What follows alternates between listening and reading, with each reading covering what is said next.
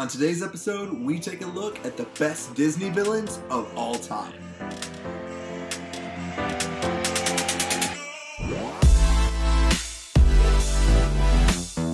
What is up, guys? Welcome to What We Watch. I am Matt. Thank you so much for joining us for today's episode. And today we are going to be discussing one of my favorite things in the world, and that is a Disney villain. Now, my friend Justin over at Disney Bracketology over on Facebook is doing this huge tournament to find out what the best Disney villain of all time is. And he actually does a bunch of different tournaments at different times. So go over to their page. It's linked down in the description. And check them out. And go and vote for who you think is the best Disney villain of all time. And so this tournament actually got me thinking, well, who do I think is the best Disney villain of all time? So we're actually going to count down my top 10 picks for Disney villains.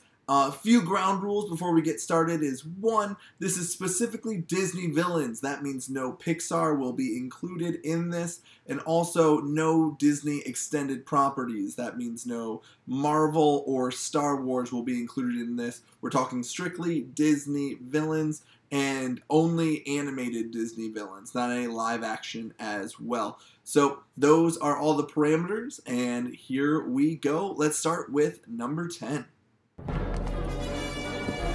Pull the lever, Kronk.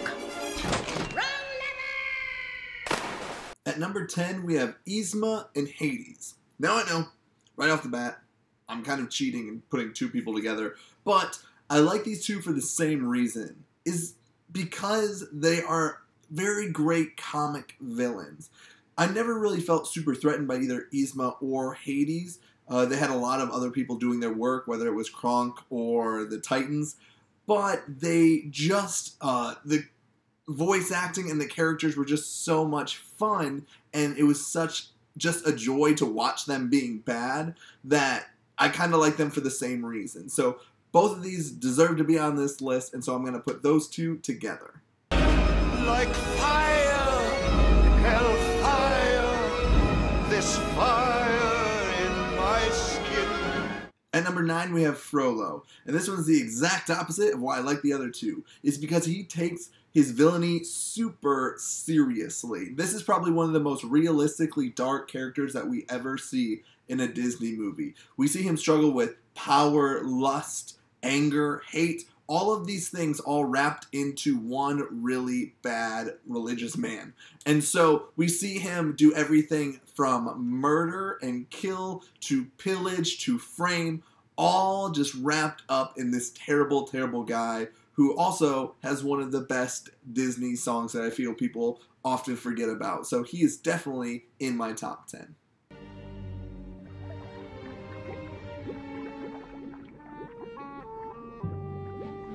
Yes, hurry home, princess. We wouldn't want to miss old Daddy's celebration, now would we? Ha! At number 8, we have Ursula. Under the Sea, she is the queen. She is just so good, and one of the things that I love about most all Disney villains is they just love being bad so much, and Ursula is no exception to this rule. It's interesting because she has everything you would want in a villain. She has lackeys, she has a plan, and she's going to overthrow the good guys. And it's just really cool to see her kind of go through these different stages and these different plans. One, she just wants to get Ariel's soul, and then she finds out that's not going to work. So then she uses Ariel's voice to steal what Ariel wants, and then uses that as collateral to get what she truly wants, which is King Triton's Triton.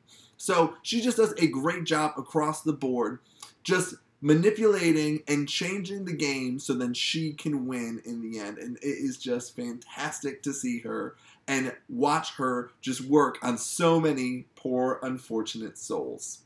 At number 7, we have Queen Grimhilde.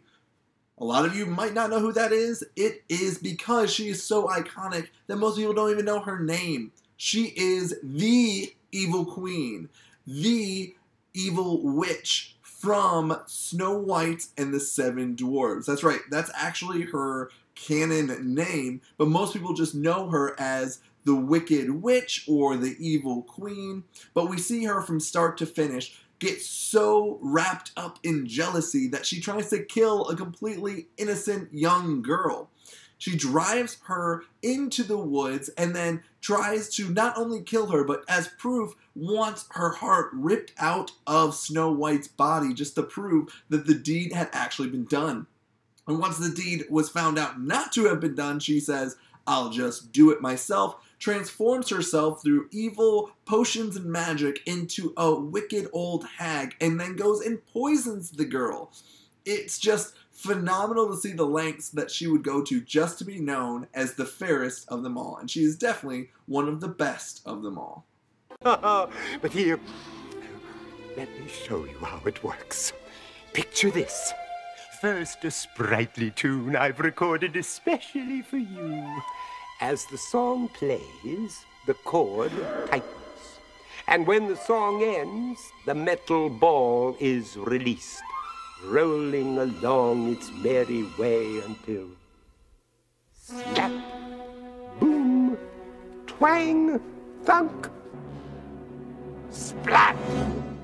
And so ends the short, undistinguished career of Basil. At number 6, we have Ratigan. Now, Ratigan's actually probably one of the lowest known on my list, but he needs more credit. See, he's from the movie The Great Mouse Detective, which gets a lot of flack for being known as the movie that actually led to the Disney Renaissance, where The Lion King and Little Mermaid and Beauty and the Beast and all of those great classics, because of the failure that The Great Mouse Detective was. But The Great Mouse Detective is actually a really good film. One of my favorite scenes is just shows how devious he is the main character, who's based off of Sherlock Holmes, is Basil of Baker Street. And he's actually talking about Professor Ratigan. And they turn, and a painting of Ratigan, who is normally just very stoic, once his name is mentioned, lightning strikes and the painting actually has changed to a evil grinning version of himself. That even his paintings change and smile when they think of the bad deeds that he has done. He is just a rat who is loving being the bad guy. And even at the end, we see him in his most primal form and just so ravagingly upset and angry and filled with rage that we see his true self. He's always trying to resist that as much as possible and be a civilized gentleman, but he's so deeply, deeply bad that he can barely contain it. If you haven't seen The Great Mouse Detective, you need to watch it just for Professor Ratigan. He is so great. That does it for part 1 of this list. Make sure that you come back on Wednesday and I will be sharing my number 5 through my number 1, along with some honorable mentions and some great stuff about Disney villains. I truly love Disney villains. They're probably one of my favorite things in all of film. So be sure to also check out Disney Bracketology. The link is in the description down below to vote on who you think is the greatest Disney villain of all time. And once again, be back on Wednesday to find out who my number 1 is. Well, that's all I got for you today. Who is your favorite Disney villain? Following these same rules, animated Disney, no Pixar, no Star Wars, no Marvel, but just animated Disney villains. Who is your favorite? Let me know in the comments down below. As always, be sure to like, share, and subscribe to these videos. Truly love it when you guys do that. It helps us out a ton. I'm Matt from What We Watched, and we will see you guys on Wednesday.